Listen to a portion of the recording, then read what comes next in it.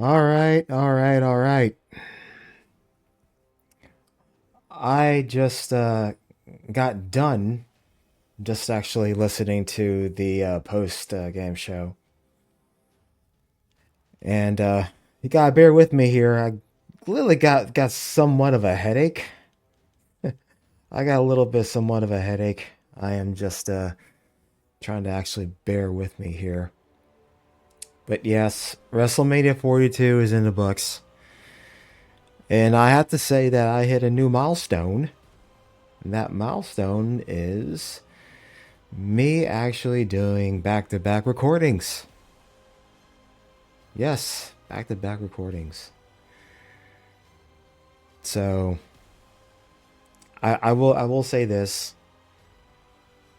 I know for a fact that a lot of people had not that many high hopes going into literally night two of pretty much WrestleMania 42. And I just want to go over a lot of the whiplash of night one before I actually get to night two. And I will say this. I understand completely why people say that it was terrible. I understand completely that many people have, I want to say, given up on WWE and given up on WrestleMania in general. And I truly understand why people give it a 1 out of 10 or even a 0 out of 10. Mostly because of the fly by night booking that happened to many of the card. But we have literally 13 matches in a 2 night span. Now, I said before that I said that it was a 6 out of 10. And after watching night two, I am still going to stick with the 6 out of 10. I still think that it was mediocre at best. I felt like they could have done a hell of a lot better. But if you actually see the meat and potatoes of every single match and how it was booked versus what happened in night two, it makes perfect sense why we got the night one matches and it was gentrified into night two. In a way, I truly understand why that they started with Jimmy and Jay Uso with LA Knight because they all know for a fact that these guys are baby faces. The crowd loves them, and they did not want them to be left out. Same thing with Drew McIntyre. For some god awful reason, they felt like he is not main event material. For some god awful reason, they feel like he just opens the show. But then again, I definitely understand that Jacob Fatu needed a dance partner at WrestleMania.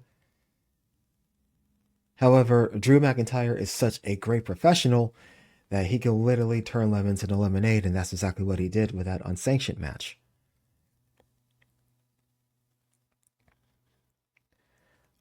I truly felt that. Well, let's just let's just go ahead and be honest here. The Fatal 4-Way tag team match was just, after looking back at it, because I wanted to uh, take a look at things at the second time with a clearer perspective. There was no, they had no business of doing this kind of match, especially when there's 8 people and you have 8 minutes to work with in such a clumsy Fatal 4-Way match. Alongside, Nikki Bella gets injured while training. Yeah, it's not really good at all. And then everything else, like in the mid card, somewhat in the mid card, was actually okay.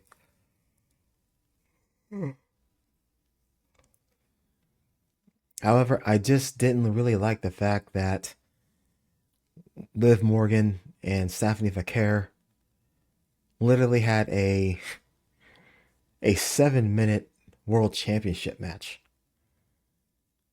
I'm like, ugh, I didn't like that at all. And they still did blatant interference after all of that. Go figure. I mean, that's all I gotta say.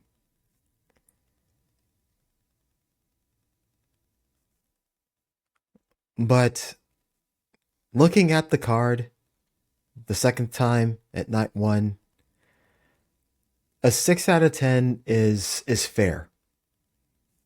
I mean, it really is fair to do a 6 out of 10 with just this night alone. A lot of things were thrown together in the last minute, a lot of things that were changed in the last minute, and it felt like that.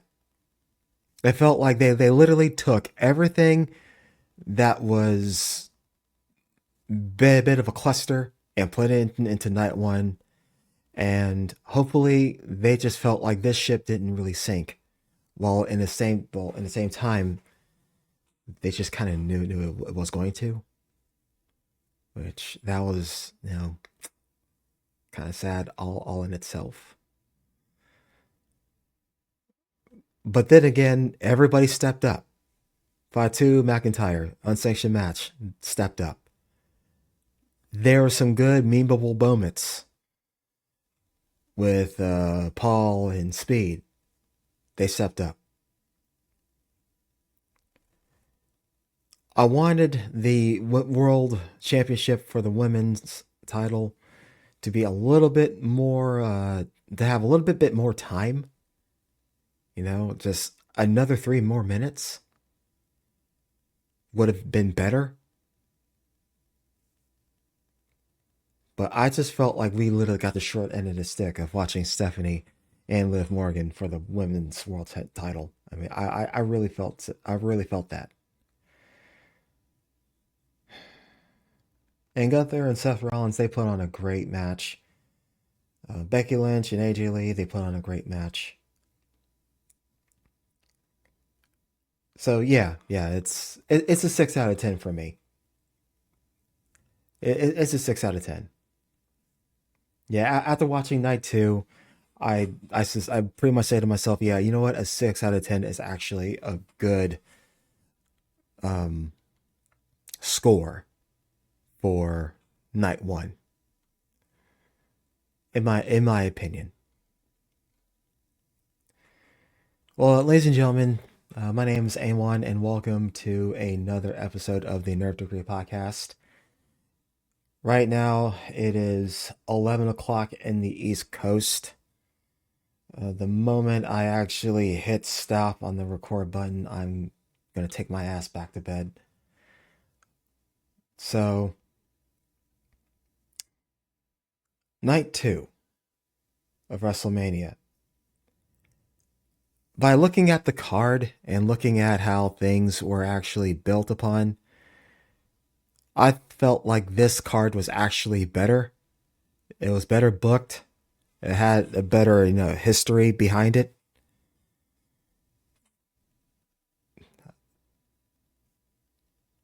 Now, if you would have actually swapped it with Cody Rhodes and Randy Orton, um, being on the opening card, but I understand that Cody Rhodes wanted to be in the main event. So that's kind of like one of the reasons why night one is a 6 out of 10. But just imagine if Cody Rhodes and Randy Orton wasn't there. Then yeah, it probably would have been a 3. It probably wouldn't have been a 2 because of everything else that actually happened.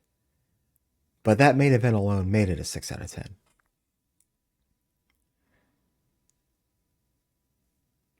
So yeah, there were a lot of high hopes going into night two.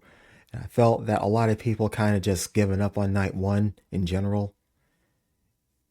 But we had a lot of high hopes for night two.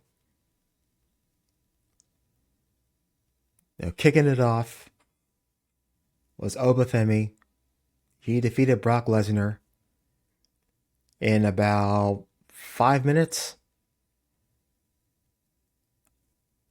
Now, let's just be quite honest here.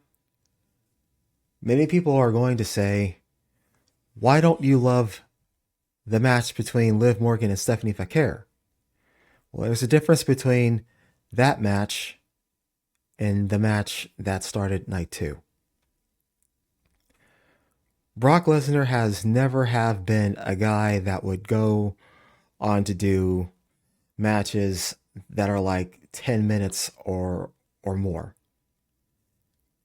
He has always been that aura-driven character that just done power moves and mat-based wrestling, and then he converted to MMA, and then he actually took that, came back to the WWE, and just became that monster that literally knows how to just break you in half, not just by slamming you on the ground. He can ground and pound. I mean, he took MMA like a duck to water. And then you have Obafemi, who literally has to be the greatest accomplishment they've ever done, trying to get these student athletes to be a part of the WWE. He is at that exception. He really is. He had zero wrestling experience going into the farm system over at NXT. Now this guy is all star-studded.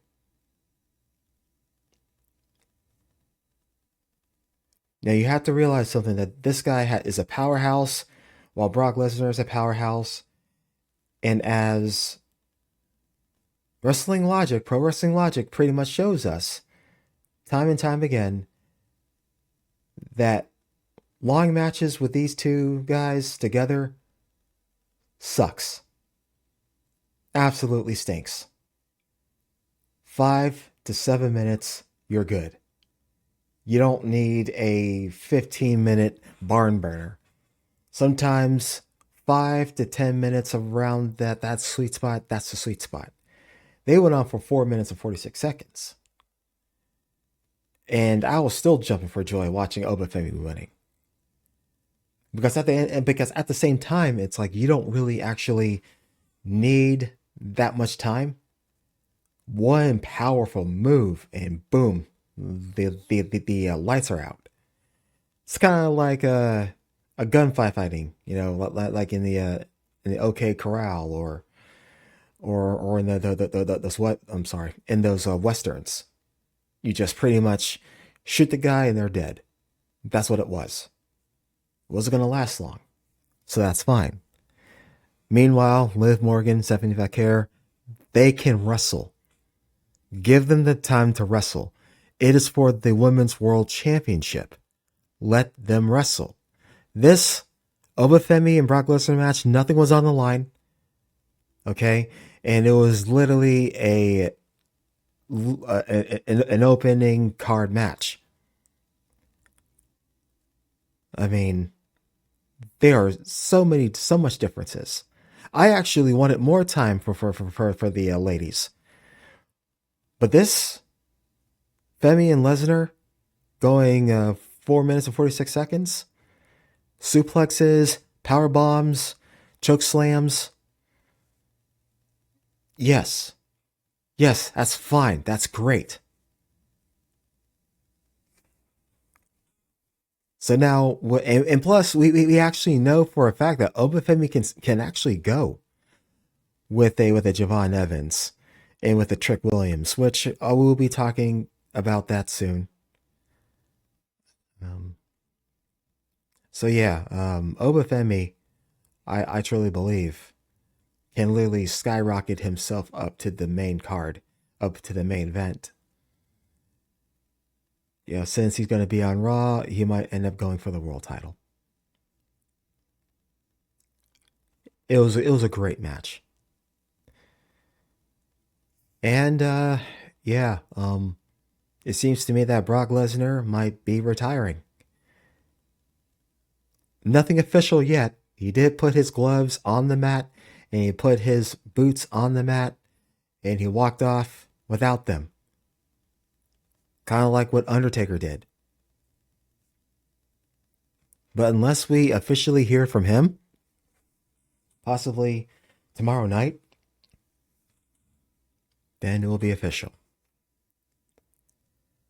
But if it is true that Brock Lesnar wants to retire, I say, you know what? You made your money. You made your WrestleMania main events.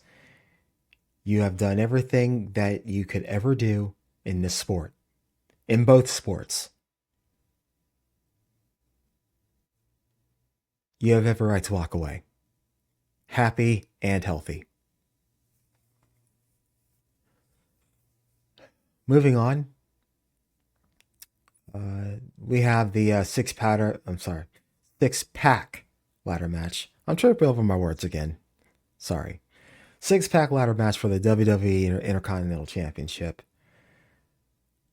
Yeah.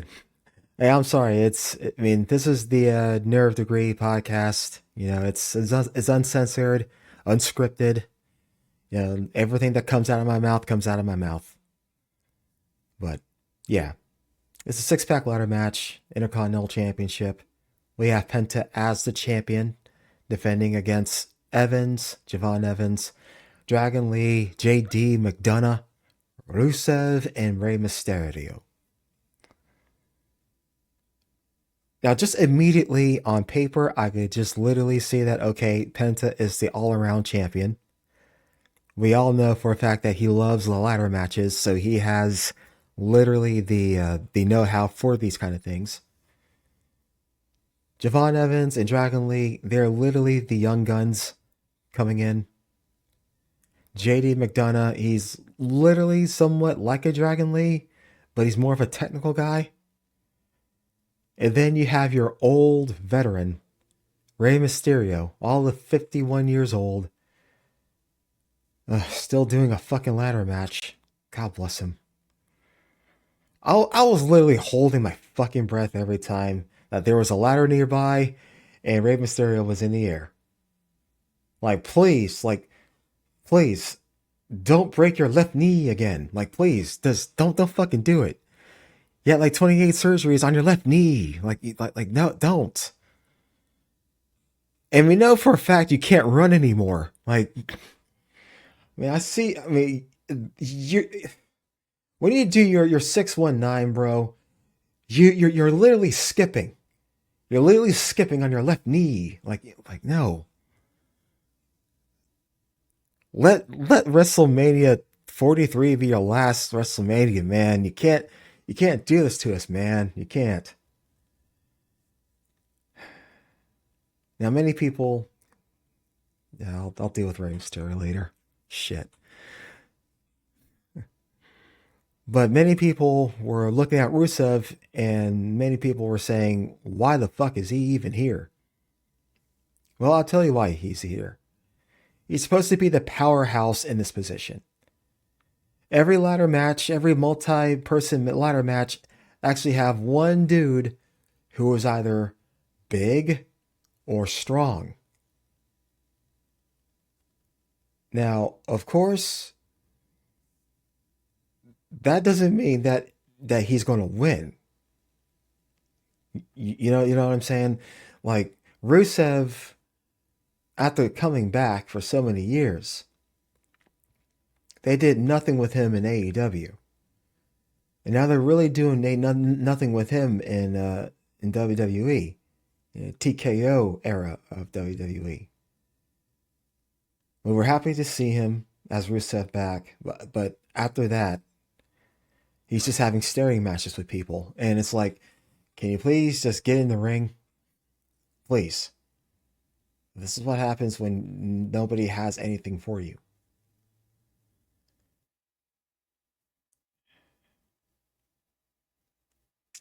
This was actually a one of these matches where I literally had to like hold my breath just watching, either Penta or Rey Mysterio, because Penta, if you haven't seen his ladder matches from the past, like in AEW and stuff like that, he gets fucked up a lot. You know, especially the tables, ladders, and chairs matches, or full metal mayhem, as they like to call it. You know, he got a broken leg or two. So for him to even be walking around and still doing this, it just shows just how fucking amazing Penta is. And of course, Javon Evans, he's very young. Dragon Lee, he's very young. They've done a lot of great high spots, and that was their role. Like they gotta do these high spots and these crash outs and power outs and stuff like that. Them being just brutally beaten and stuff like that, and trying to sell the injuries and stuff like that.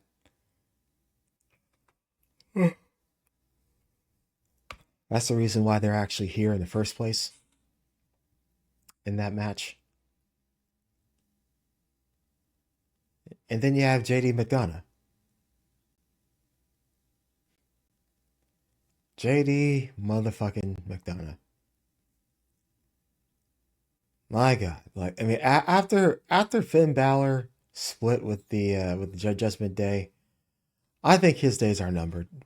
I really think so because he's just been regulated to a goddamn lackey, and the women in the group are just superlatively better as their own little group. While Dominic Mysterio is just literally living life as a world heavyweight champion over at Triple A. So, what does JD McDonough have? To be honest, in the Judgment Day, not a whole lot.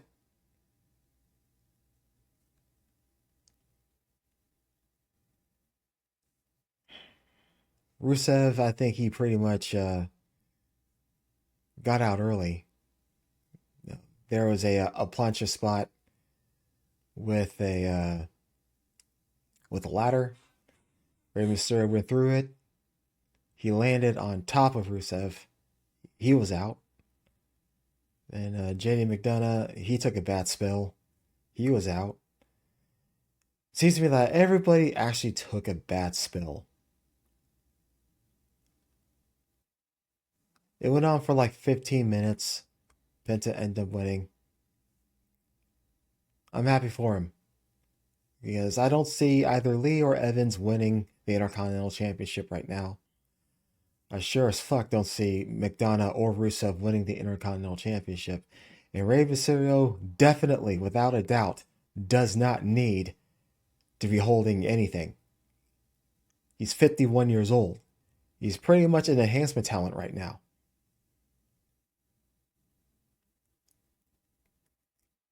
So what does that leave Penta? Well, it leads to Raw after Mania.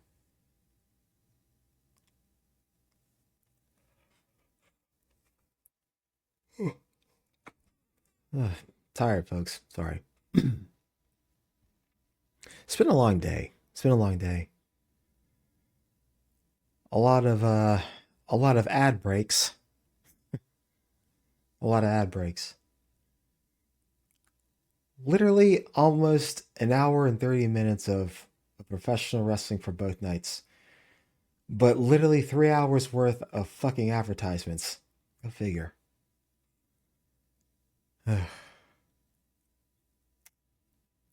Well, moving on, Trick Williams, he defeats Sami Zayn. Shocker, right? There's no reason why that Sami Zayn should have never ever been a fucking United States Championship. It should have been Carmelo Hayes versus Trick Williams in their own main event. Two young up and comers vying for the title. I understand the heel turn of Sami Zayn because people are kind of sick of tired of looking at him. They really are sick and tired of looking at this guy. And they remind him of Sammy Hogan. And now that's something that you do not in your life want to be associated with. I don't care how good he was. He's still an asshole. But this match wasn't really anything to write about. Sami Zayn played it heel.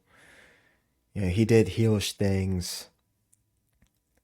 He cut down on his super moves as a babyface and just played it as a heel. Trick Williams, he's not really the best technical wrestler, but he has a shit ton of charisma. However, Sami Zayn, he could complement that. He can complement him, Trick Williams, into a worthy competitor for the United States Championship. And I do believe those handful of matches that Zayn had with Hayes kind of opened up his stock as a heel competitor or as a heel champion, so Trick Williams can actually go over as a babyface.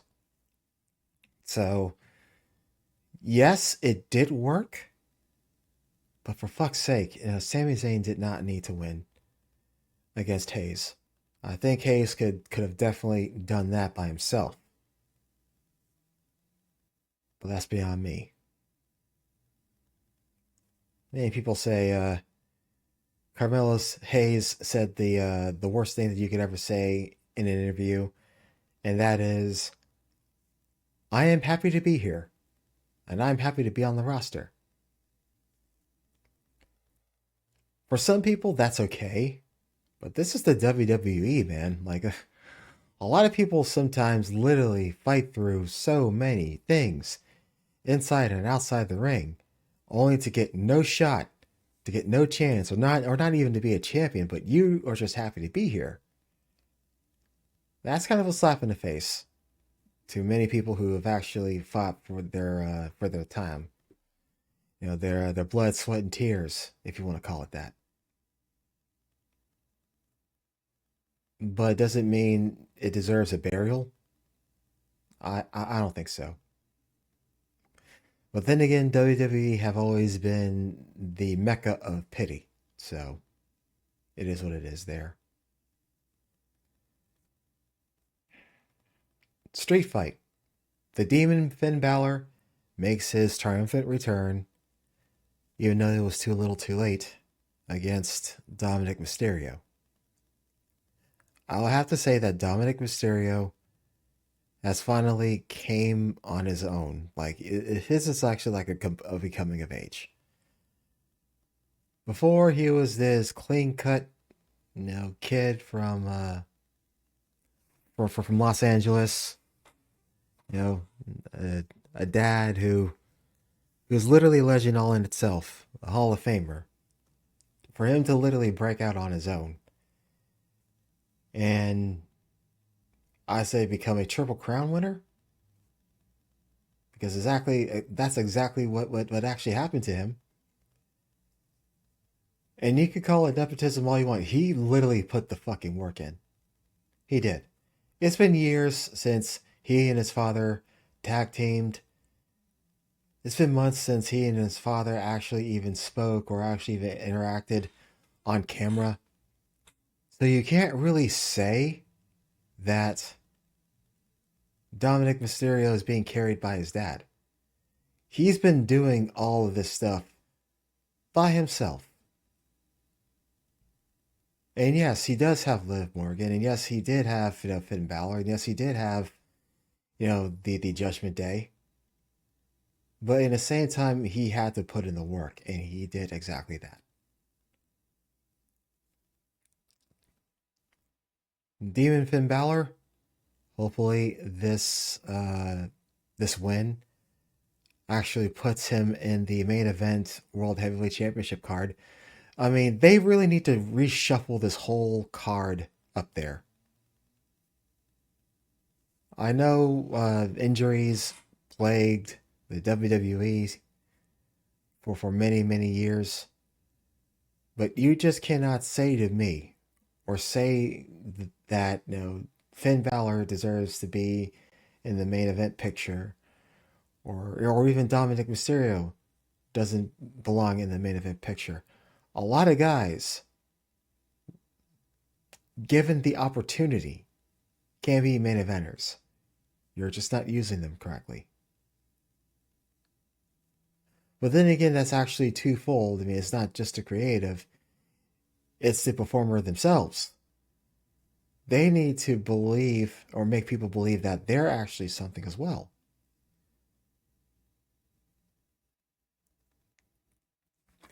Now, in getting to the match, it was just a regular street fight.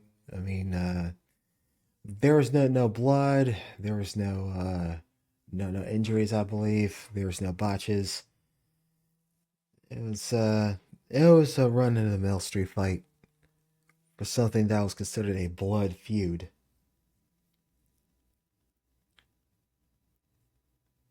Then we have the singles match for WWE Women's Championship. It was Rhea Ripley versus Jade Cargill. Now, I will say this about Jade Cargill. The woman really knows how to wrestle, really knows how to talk. It's just that they've been putting the handcuffs on her and her creativity for quite some time.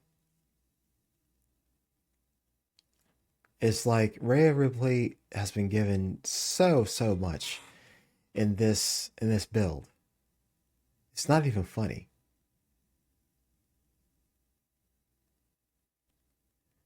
I mean, Jade Cargill was given Michin and was given uh who else? Jada Parker? Well, all I know is that they had their little click going, and of course that didn't work. And of course Rhea Ripley won. Yay, I guess. In a way, it was kind of like a foregone conclusion. It's like I don't care. I, we all knew that she was gonna lose, man. But yeah, yeah, it's whatever. It's whatever. It's whatever. What the fuck ever. But do we really need Rhea Ripley in the world title picture? No, no, we did not. The match was kind of boring. I mean, it was just a thumb in the middle. Which this whole entire show was kind of like a thumb in the middle. I mean, it was good, but not great. In the meantime, it was the main event. It went on for 30 minutes, more than 30 minutes. It was Roman Reigns and CM Punk. And oh my god, they beat the living tar shit out of each other. CM Punk was bleeding many times, literally hung upside down by his fucking ankles, and he was getting Superman punched to oblivion.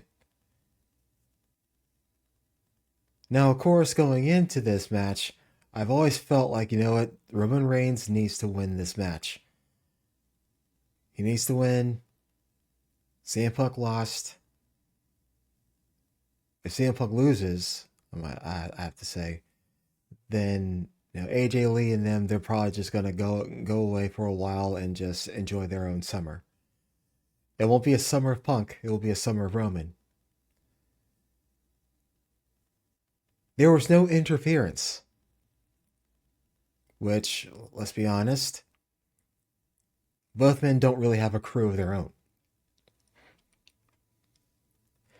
There was no outside interference of any kind. There was a lot of destruction, yeah, but it was just between two men who just beat the living tar shit out of each other.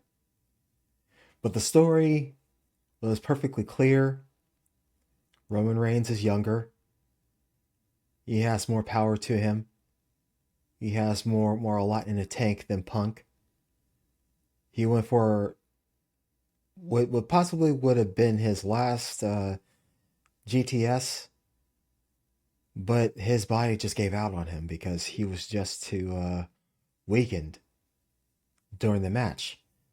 And he wrestled for 33 minutes and 56 seconds. So you know he was fucking tired. You know he was hurt. So around those the last 3 minutes, CM Punk felt it. He felt it.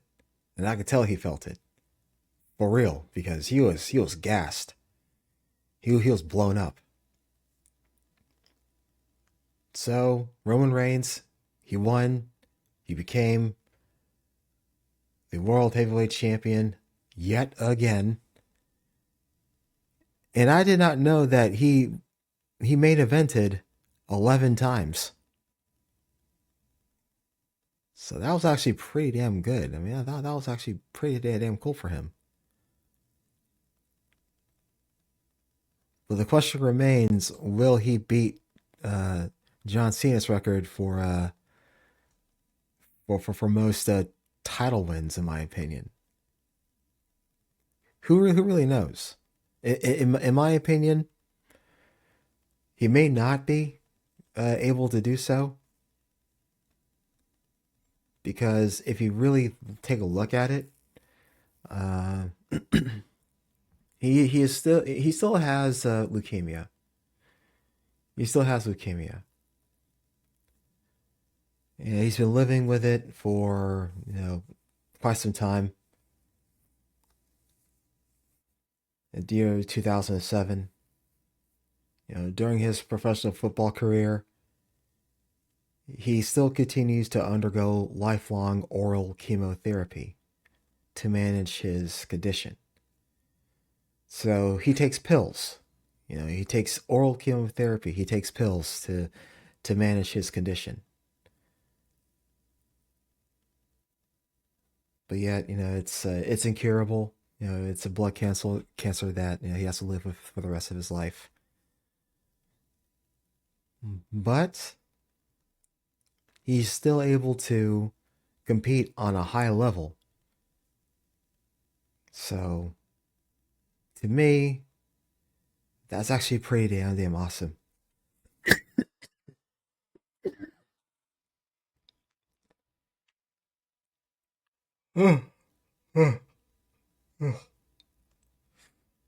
So, yeah. Uh, I have a huge headache, bro. I have a huge headache. Like this this whole entire weekend was a bit taxing for me. It really was. I sat through at least 8 or 9 hours of wrestling in a span of two days. I'm beat. So I'm going to go ahead and do this whole entire night two. And I'm going to give this one an 8 out of 10. I really think that there were a lot of solid matches. I don't do a 4 star or a 5 star match. I don't do that kind of shit. If I say the match is good, it's good. If I say it's bad, it's bad. And all of these matches were actually good. All of them. All of them have decisive endings to their stories, as they should. But yeah, in the meantime, yes, like I feel like this was actually a very solid WrestleMania. Now, if you would have actually cut out night one, you know what I mean, and had it for like only one night, I would have Cody Rhodes and Randy Orton open the show. One match. Then I'll have Liv Morgan and Stephanie Vaquer. That's two.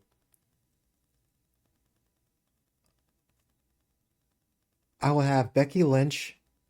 No, no, no. I will have Gunther and Rollins. That's three. I'll have Becky Lynch and AJ Lee. That's four. Then I have Jacob Fatu and Drew McIntyre. That's five. And then I'll have Obafemi, six. Ladder match, seven. Trick Williams and Sami Zayn. No. Yeah. I mean, I'll have Trick go over. So yeah, it'll be eight.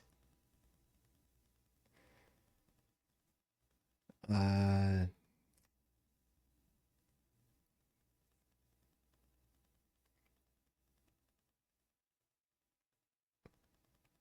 Finn Balor and Mysterio, nine. Ripley Cargill, 10. Roman Reigns, 11.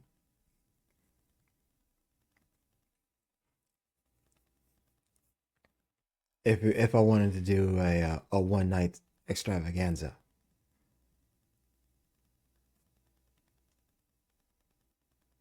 And then the rest of the matches that I did not announce would be on the pre-show.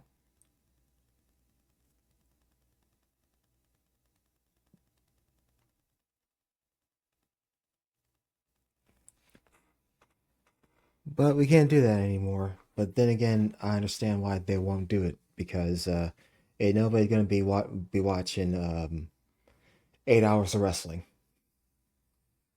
But then again, it didn't feel like it was 8 hours of wrestling. It was 2 hours of wrestling with 6 hours of fucking ads and shit.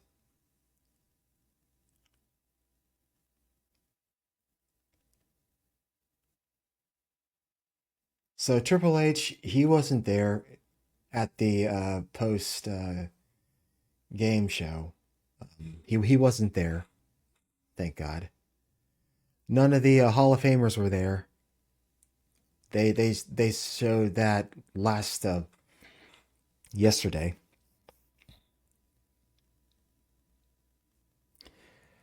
So yeah, yeah, it was like okay, the Roman Reigns won, fade to black, boom, we're done. That's how it felt like. It felt like this was a huge chore.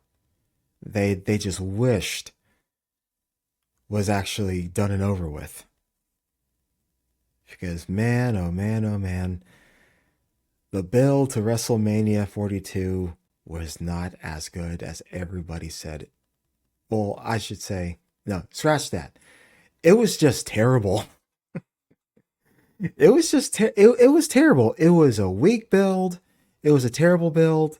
The celebrity involvement was just not existent. They were just there. I mean, I appreciate Little Yachty being a fan and him actually be a part of Trick Williams' entrance and stuff like that. And I do really appreciate Pat McAfee's involvement, even though for a fact that he didn't have no he had no business being there in the first place. I understand it, but uh, it it just didn't work. It just did not work. So I'm just gonna say that yeah, WrestleMania 42 as a whole wasn't really that special. Then again, it has been 42 WrestleManias, and we could have our own top 10, and we could have our own bottom 10, and we will argue up and down. But as of right now, it's not the worst WrestleMania, but it sure as fuck ain't the best, one of the best WrestleManias. I'm going to give this one a 7 out of 10. As it should be. As it should be. What's going to happen now is that creative has to be reshuffled. Um, Heading into Backlash, things have to things have to have a period on that sentence, especially with Randy Orton and Cody Rhodes, especially with Liv Morgan and Stephanie Vaquer, especially with Gunther and maybe a Braun Breaker. things have to at least have an ending before we actually head out of Backlash. Has to. Because what we really, really need right now is a hard reset. I think TKO definitely sees the writing on the wall. They need to stay the fuck out of creative and let whoever's in charge, Paul, do what they need to do. That's all I have to say. Oh man, it was hard. It was hard to watch. You know, and yeah, there were a lot of omissions into this going into this WrestleMania. There was no Tiffany Stratton. There was no R-Truth or Damian Priest. They're the ones who hold the tag titles. As a matter of fact, a lot of people were missing. You know, Royce Keys was missing, but of course they didn't have anything for them. And then meanwhile, you have fucking Danhausen. You have Danhausen of all people. Which I mean, I definitely understand why people love Danhausen. I especially understand why people actually want to see Danhausen because let's be honest with you, The Miz and I think his in ring career is winding down. They know for a fact that nobody's not going to take Danhausen seriously as a competitor anyway. And I know that there are a lot of joke acts like Santino Marella, but at least Santino Marella actually had a martial arts background. And they utilized it. Now, we all know for a fact that, I mean, Danhausen can fucking wrestle. I mean, I saw his work in Ring of Honor. He knows how to wrestle. It's just that his character doesn't really actually, you know, it it's a joke character. But then again, it's by design. It's by design. Oh, I'm sorry. I need to stand corrected. It was Michin and BFAB. That was with Jade Cargill. I am sorry. I stand corrected.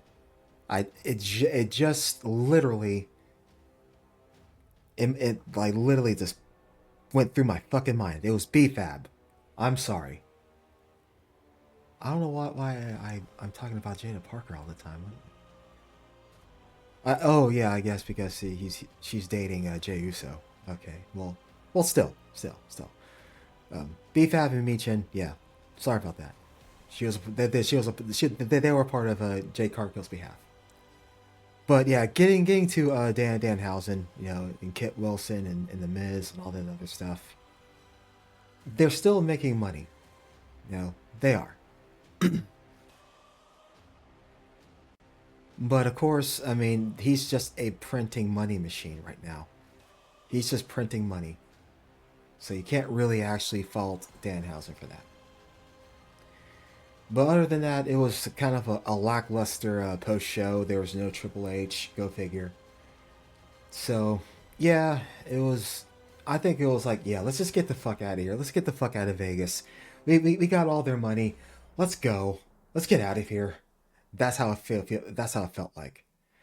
So, yeah, Raw after Mania. I'm definitely going to be looking forward to that. So, yeah, in the meantime, thank you all for tuning in. As always, I'll see you guys on the other side. My name is Amon. I'll talk to you guys real soon. Peace.